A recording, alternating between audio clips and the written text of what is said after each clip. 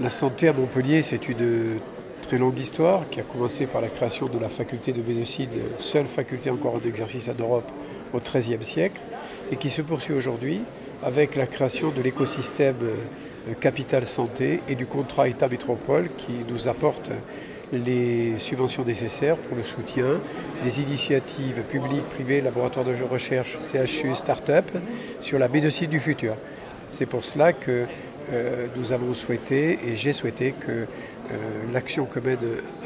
en partenariat avec le journal Le Point, la Métropole, s'intitule Futurapolis Santé parce qu'elle est dédiée à la médecine du futur, c'est-à-dire à la médecine régénérative, c'est-à-dire à la génithérapie, c'est-à-dire à la génétique,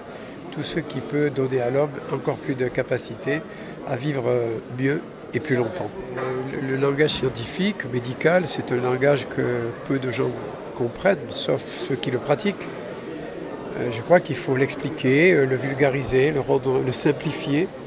le rendre imagé, afin que chaque citoyen participe à l'effort global de progrès scientifique. C'est très important philosophiquement. Il faut que les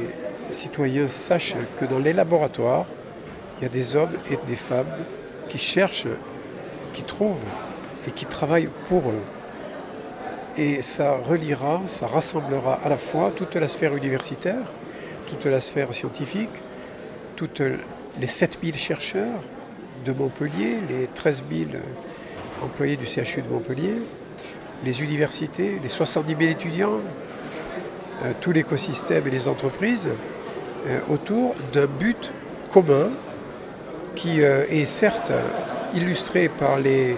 grandes actions de la recherche, mais qui s'adresse en premier lieu à chacun des citoyens et des citoyennes de Montpellier.